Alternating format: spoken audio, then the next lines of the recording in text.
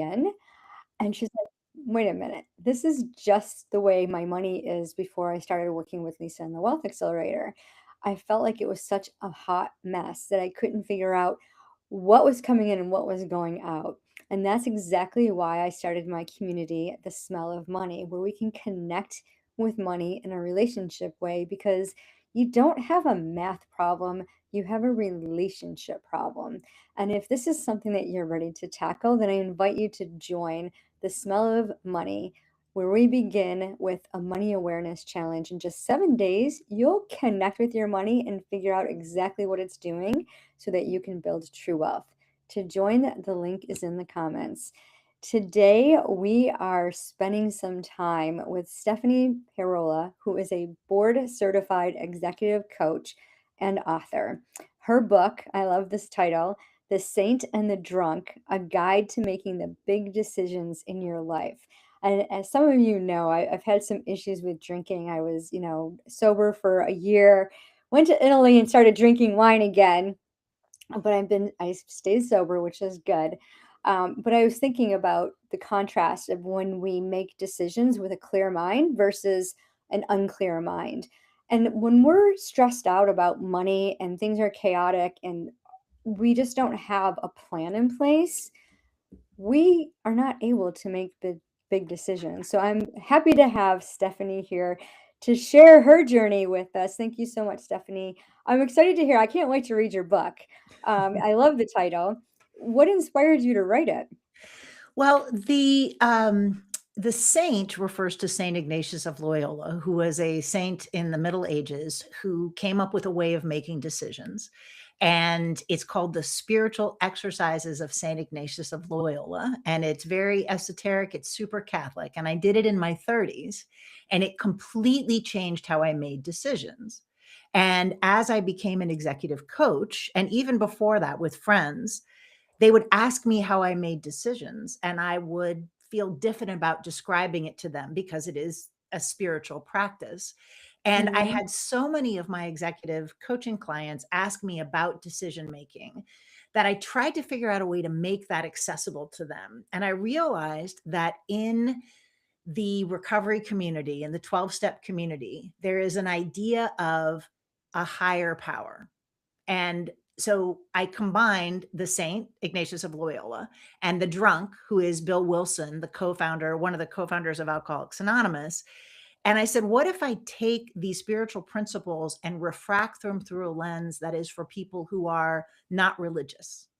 Maybe they're Mm. not even consider themselves spiritual, but really use more of an intentional focus. And I started using that content with my clients and with friends and family members. And they were like, you got to write this down. And so I did. And it's a simple workbook for using discernment and developing a discernment practice, which I think of as really kind of developing an inner compass.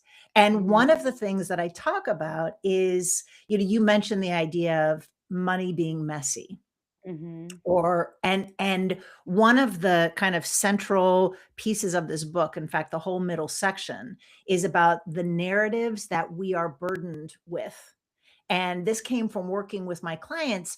They would have these ideas that they believed were fact, that were actually just stories told to them by their culture. So it might be about, as a woman, how much power do we get to have?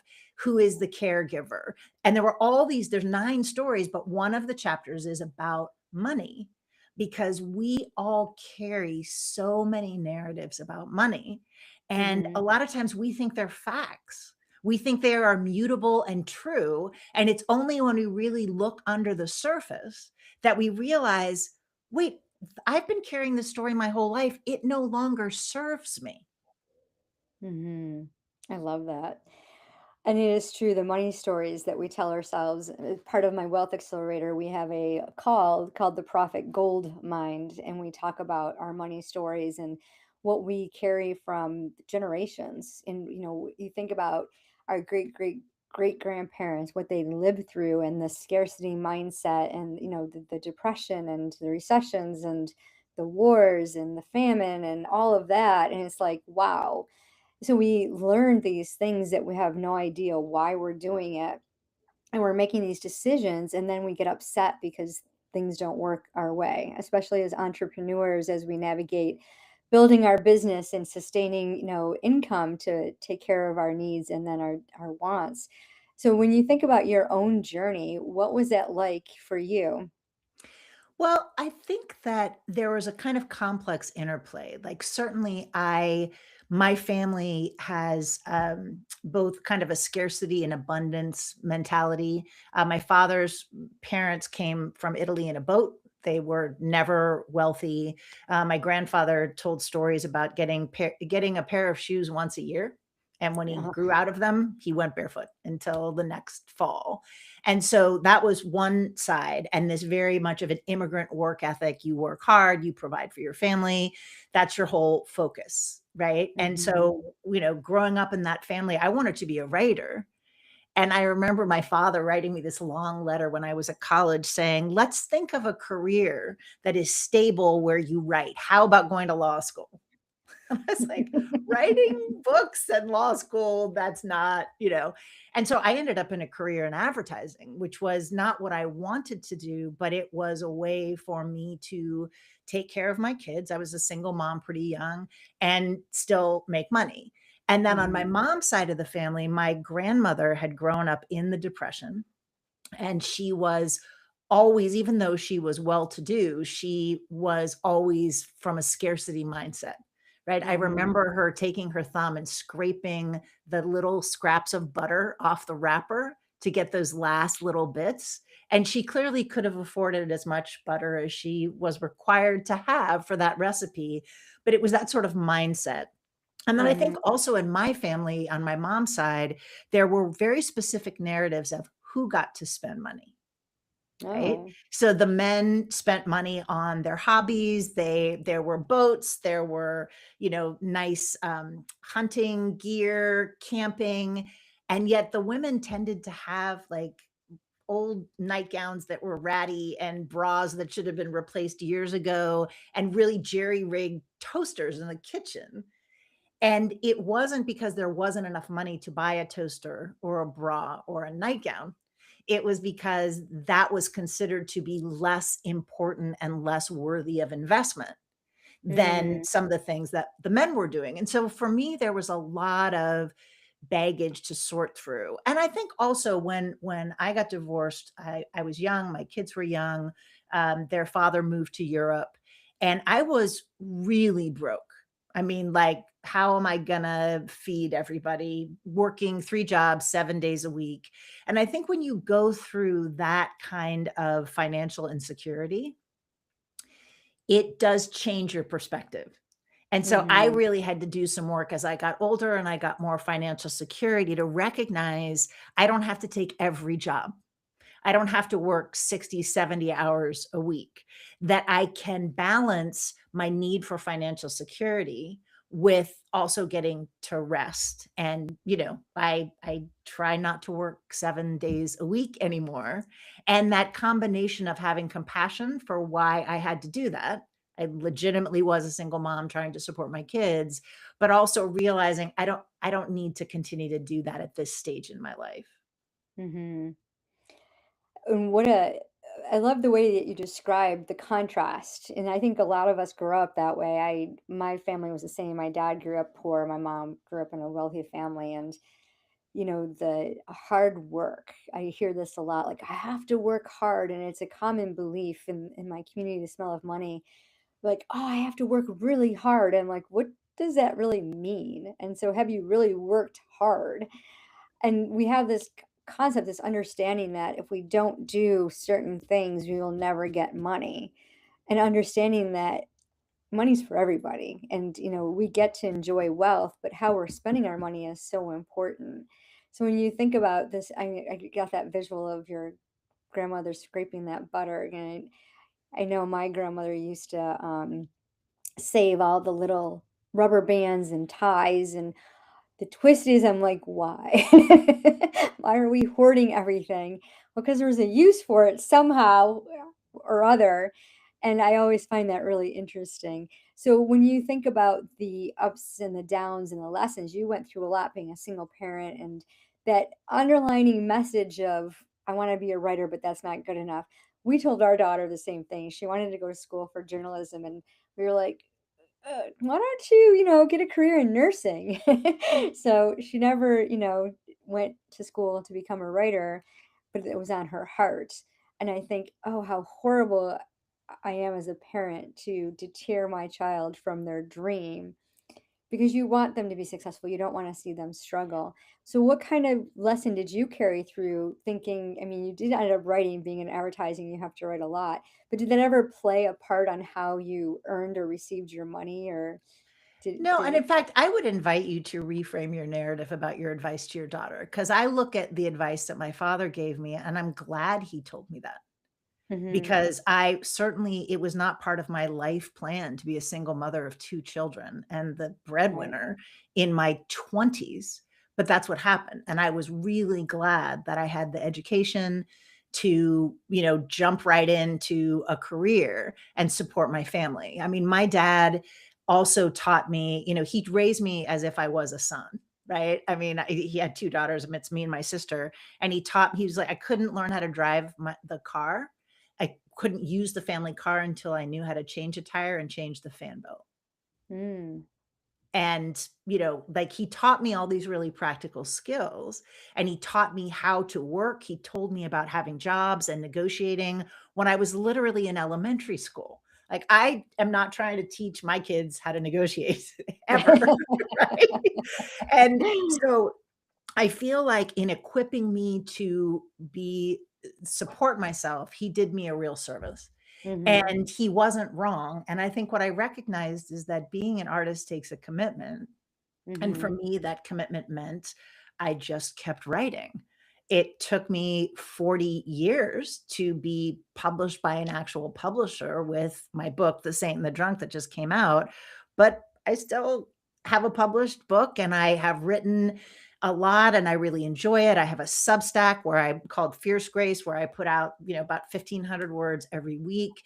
And so it's really, I think, recognizing that you do need to make money, and Mhm. you also get to follow your dreams, but it's being realistic about that. Like, one of the reasons that I wanted to write this book is that a lot of career decision making advice is around just follow your heart, manifest your reality, and those are good pieces of advice, but most of us have very clear guardrails, Mhm. and we need to be mindful of those, right? So when I was a single mom, I could have been a writer. I could have gone and got my master's in fine arts, but it wasn't really realistic for me to drag my kids around the country to, that wasn't what I wanted to do. And so it's really about looking at what are my values, what's important to me, what are my responsibilities, and what are the reality? What's the reality that I live in, right? And that is part of it, because one of the things that I've realized as I get older is and really unpack some of these narratives is that a lot of times as women, we are told that it is our personal failing Mhm. rather than acknowledging there's a systemic point of view, right? So, Mhm. for example, I had a lot of shame when I was young and didn't have money and was raising these 2 kids by myself because I didn't have enough money to pay my bills. Mhm. I had my electricity threatened to be shut off. I had many things go into collections. My credit rating was terrible, and I felt so ashamed of that.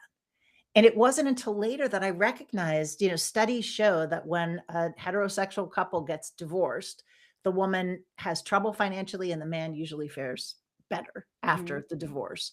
And I was working in a system where childcare was taking half of my take home income, right? Mhm. Where there's so many systemic issues, the cost of childcare, the cost of healthcare, the cost of insurance. And so part of it for me was going back and kind of retroactively forgiving myself and recognizing that, of course, I have personal responsibility, but there's an interplay with the systems in which we live.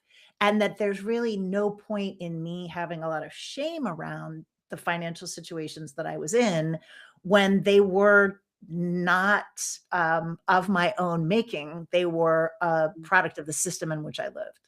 Mhm. Yeah, and the labels that society gives us, sometimes we accept them as our own when it's just external information that, has nothing to do with us personally. I'm sure our audience is interested to know, how did you get out of the debt, the collections, and start paying your bills on time and living in a place where money was available to you and you didn't have to worry and stress out about whether or not you're going to pay your electric bill on time? I worked really, really hard. And I took jobs that were somewhat risky in order to increase my salary. I don't know that I would recommend that. If my daughter came to me, I would not give her that advice, but Mhm. it worked for me. So I moved into, I'd started out as a journalist and then I moved into advertising sales, which was at the time lucrative. I worked on commission, which is no kind of security, right? Right. And I worked really, really hard. I was in, it faced a lot of sexual harassment. I mean, Mm, I'm 63, so this was a generation ago. It was bad, and there really mhm. wasn't much that I could do. And then I moved into, I learned how to sell, and then I moved into business development, working for tech companies and advertising agencies. And again, it's very hard work, very stressful. Everybody looks at you and says, "You have to close a $10 million deal." And, there's a lot of pressure, and I did well at it, but I was not great for, it was very stressful. It was really difficult. I remember, my best friend, we've been best friends for since we were kids. She said, "Yeah, that whole period of your time, you were very alert," because I was smoking 2 packs of cigarettes a day, living off of coffee. I was really skinny. I didn't get to the gym. I didn't basically do anything but take care of my kids and go to work. And, Mhm. I'm glad that I was able to achieve a level of financial security. But at the same time, I wish now looking back that I had done something that was a little bit more sustainable, because the challenge with those risky jobs is that it's easy to get fired. There Mhm. isn't any kind, it's like there's just, it's not really set up for sort of long-term stability and security. Right. And I wish now that I had gone for something that was a little bit more secure, as opposed to just going after, like, the big buck. Right. Well, that experience shaped who you are today and has given you the skill set to be able to turn around and help others and write this beautiful story. So, I know everything happens for a reason. So, thank you for sharing that. I know our audience loves to hear that information because they're always looking, everyone promotes get rich quick schemes. And, affiliate marketing is really big, but, some of the MLM strategies, the digital marketing, it can get really, blown up out of proportion, I think, because they don't understand how hard you have to work. We call it the hustle generation where you're constantly hustling in order to do it. I'm an independent insurance broker and we're completely on commissions.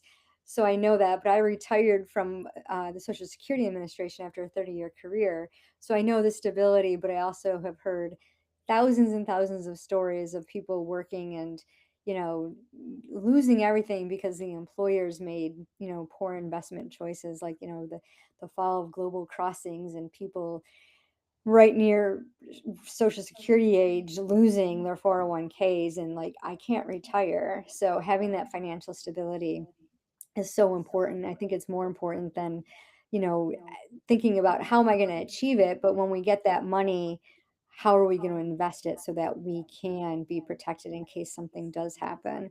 So, what is one thing that you wish women knew about money?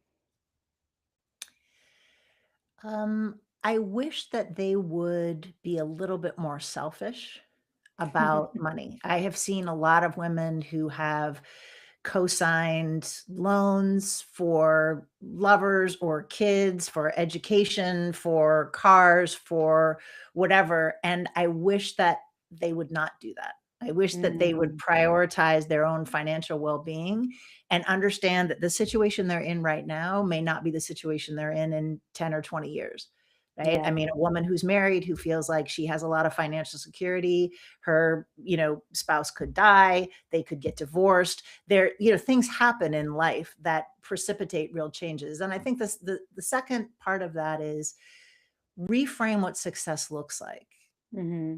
Right? How much money do you have to be comfortable, right? It's not Hmm. like you don't have to be as rich as your neighbors or as rich as, like there's a discussion. I live in Seattle. There's a lot of rich people here. And I remember being at a party and people were talking about their number, which is the amount of money they felt like they had to have in order to retire Yep. successfully. And it was like 5, $10 million. I'm like, I'm never gonna have $5 million.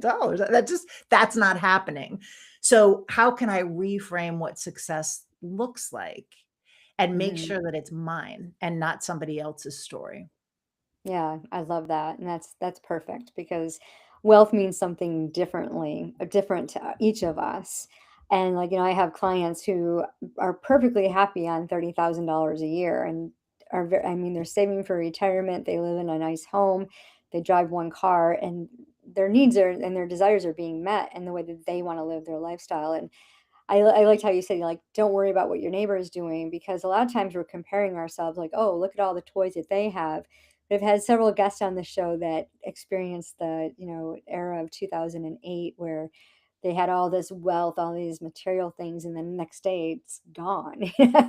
I have nothing because I've lost everything. And my grandmother used to tell me, "Don't put all your eggs in one basket." And be like, "Okay, what does this mean?" What does that mean, Grandma? And so she taught me a lot of knowledge. Taught me a lot of things about finances that I probably wouldn't have learned else otherwise because, as you know, it wasn't taught in the schools. So when you think about your journey and how you got into executive, so you left the advertising agency and you went into executive coaching. Tell us about that transition. So I really advertising was not a great place for me. I had just again the sexual harassment, the sexism, especially as I got older. And in advertising, older is over 40. So I was like, Thanks. how about if I get into consulting? And so I got a master's degree in transformational leadership and then started doing just general consulting. And then one of my clients, who was a CEO, a woman who's a CEO of an advertising agency, said, "You've run an ad agency. You have this degree. Come and be my executive coach." And I was like, all right. And I found that there were a lot of women who wanted a woman who had run an ad agency to help them. And then I branched out into, working with male leaders and people who worked in any kind of a creative organization, right? Like if you make cool Mhm. stuff, there's a way of working with creatives and leading people who think creatively, right? Whether they're building products or developing code or writing, scripts. And I really found that I liked it. And I found that there were a lot of, particularly women, but men as well, who were looking for an intentional frame of reference, right? Mhm. Like trying to come in and say, yes, of course, I want to achieve my career goals and have financial stability, but I also want to be a good leader. I want my organization to give back to the world in some way. And so I found that I was kind of attracting people who were interested in a more intentional leadership style. And it's been lovely. I mean, I really enjoy. I've been doing it now for a decade. I've worked with a variety of different leaders, and I really find that there's something very fulfilling about working with someone who is genuinely interested in growing and changing Mhm. and really is looking for a partnership, right? Like this idea of like, what can we co-create? And Mhm. it's very, yeah, it's surprising. It wasn't something that I thought that I would want to do, but I found it to be kind of deeply rewarding. That's so beautiful, and your face glows when you talk about it, so you know you're in your zone of genius. Mhm. I always tell my clients, you know that you are in the right niche when you glow when you talk about it. It makes you feel good. That's wonderful. So tell us what's the best way for our audience to connect with you, and how do we get your book? So you can find me on most places at S Payrollo. My Website is spayrollo.com. It's PEI. And you can get in touch with me there, LinkedIn, Instagram, TikTok. The book is on Amazon, Barnes and Noble. If you're listening in the Europe, you can get it from my publisher, Shepherd Walwyn, in the UK. And I would love to hear from people. I'm also on Substack. It's called Fierce Grace. And then I have a podcast that I do with my friend Eugene Robinson that's called The Bad Boss Brief, where we talk about work and bad bosses. You must have a lot of content for that. We do. Yeah. I love that. Bad Bosses, everyone tune in to that podcast, get the book, and be sure to connect with Stephanie and see how she can support you on your journey. And when you think about the choices that you have to make, how do you come to the decision? How do you know it's the right decision? I know my clients and I have this conversation all the time. They're always worried about, oh, what happens if I make this decision? Is this price point perfect? And there's a lot of anxiety that goes into being your own boss because you don't have anyone to bounce it off of, right? So really understanding who you are and tapping into that higher power, that intuition of yours, so that you can bring in the money that you want to live the lifestyle that you desire. Because remember, it doesn't matter how much money you have, it's what you do with it.